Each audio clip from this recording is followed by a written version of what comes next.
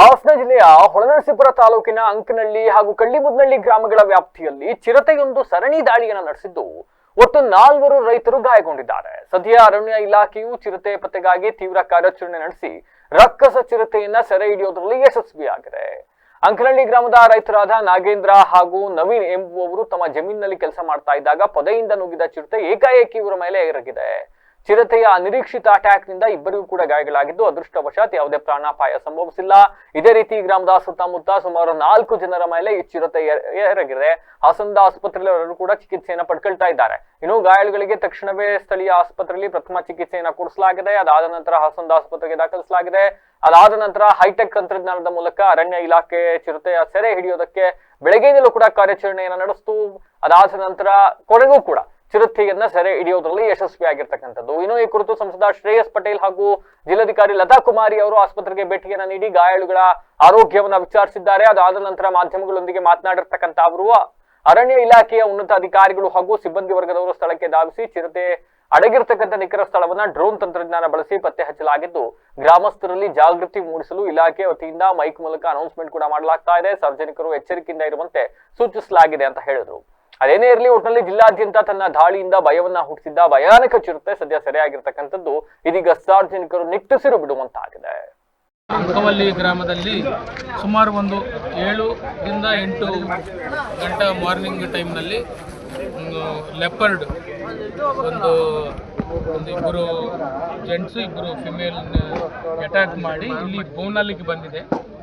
So ಈಗ ನಾವು ಸುಮಾರು ಒಂದು 4 ಗಂಟೆಷ್ಟು ಟೈಮಿಗೆ ನಾವು ಡಾಟಿಂಗ್ ಮಾಡಿ ಸುರಕ್ಷಿತವಾಗಿ ಈಗ ನಾವು ಲೆಪರ್ಡ್ನಿ ರೆಸ್ಕ್ಯೂ ಮಾಡಿದ್ವಿ. ಅದು ಸುಮಾರು ಇಲ್ಲಿಂದ ಒಂದು 3-4 ಕಿಲೋಮೀಟರ್ ಅಷ್ಟು ಬಂದಿದೆ. ಬಂದಿದ ಮೇಲೆ ಇಲ್ಲಿ ಅಮ್ಮವ್ರನ್ನೊಬ್ಬರನ್ನು ಸ್ವಲ್ಪ ಇಂಜೂರಿ ಮಾಡಿ ಮನೆ ಒಳಗಡೆ ಹೋಗಿದೆ.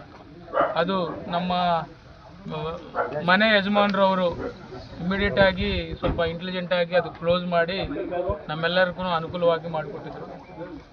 ಇಲ್ಲಿ ನಮ್ಮ ಮೈಸೂರಿನಿಂದ ಆದರ್ಶ್ ಅಂಡ್ ವೆಟರ್ನರಿ ಟೀಮ್ ಬಂದಿದ್ರು. ಸಿಕ್ಕಾಪಟ್ಟ ಎಕ್ಸ್ಪೀರಿಯನ್ಸ್ ಇದೆ ಅವರೆಲ್ಲರಿಗೂ.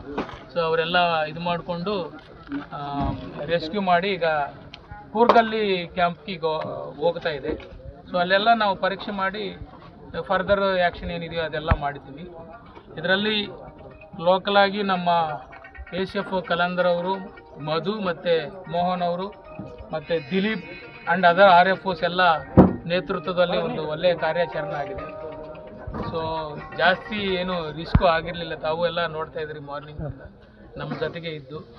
ಸೊ ಏಜು 4.5 ವರ್ಷ ಏಜ್ ಇದೆ ಫಿಮೇಲು. ಸುಮಾರು ಸ್ವಲ್ಪ ಬ್ರೀಡಿಂಗ್ ಸೀಸನು ಆಗಿದ್ದು ಕಾರಣ ಸ್ವಲ್ಪ ಟೆನ್ಷನ್ನಲ್ಲಿ ಅವ್ರನ್ನ ಆಕ್ಸಿಡೆಂಟಲ್ ಆಗಿ ಅಟ್ಯಾಕ್ ಮಾಡಿದೆ ಅನ್ನೋದು ನಮಗೂ ಪ್ರಾಥಮಿಕವಾಗಿ ಗೊತ್ತಾಗ್ತಾ ಇದೆ. ಈಗ ಲೆಪರ್ಡ್ ಮೂಮೆಂಟ್ ಇದೆ. ಅದೇ ಜಾಗದಲ್ಲಿ ಈಗ ನಾವು ಬೋನೂ ಇಟ್ಟಿದ್ದೀವಿ, ಅದರಲ್ಲಿ ಕೇಜುನು ಇಟ್ಟಿದ್ದೀವಿ. ಕೇಜುನು ಡೈಲಿ ಹೋಗಿ ನಮ್ಮವರು ಪರೀಕ್ಷೆ ಮಾಡ್ತಾಯಿದ್ರು. ಬಟ್ ಆಗಿದ್ದೂ ಸ್ವಲ್ಪ ಆಕ್ಸಿಡೆಂಟ್ ಆಗಿದೆ. ಅಂದರೆ ಸಡನ್ ಎನ್ಕೌಂಟರ್ ಆಗಿದ್ದು ಕಾರಣ ಅದು 2-3 ಜನರನ್ನು ಇಂಜೂರಿ ಮಾಡೋದಾಗಲಿ ಮಾಡಾಗಿದೆ. ಬಟ್ 4 ಜನ ಏನಿದ್ದರು, ಎಲ್ಲ 5 ಜನ ಏನಿದ್ರು ಎಲ್ಲರೂ ಅವರು ಸುರಕ್ಷಿತವಾಗಿದ್ದಾರೆ. ಮೇಜರ್ ಇಂಜುರೀಸ್ ಒಬ್ಬರಿಬ್ಬರಿಗೆ ಮೇಜರ್ ಇಂಜುರೀಸ್ ಇದ್ದಾವೆ. ಅವರೆಲ್ಲ ನಾವು ಟ್ರೀಟ್ಮೆಂಟ್ ಮಾಡ್ತಾ ಇದ್ರು. ನಾವು ಆಲ್ರೆಡಿ ನೋಡ್ಕೊಂಡು ಬಂದಿದ್ದೀವಿ. 1 or 2 ಲೆಪರ್ಡ್ಸ್ ಈ ಕಡೆ ಮೂವ್ಮೆಂಟ್ ಇದೆ. ಹೌದೌದು. ಈಗ ಈ ಲೆಪರ್ಡ್ಸ್ 1 or 2 ಲೆಪರ್ಡ್ಸ್ ಏನಿದೆಯೋ ಇವೆಲ್ಲದಕ್ಕೂ ನಾವು ಜನರಿಗೆ ಏನು ತೊಂದರೆ ಆಗಬಾರ್ತಾರೆ ಸುರಕ್ಷಿತವಾಗಿ ಎಲ್ಲ ಅಡ್ವಾನ್ಸ್ಡ್ ಕೇಜನ್ನು ನಮ್ಮ DF ಅವರೆಲ್ಲ ತರಿಸಿದರು.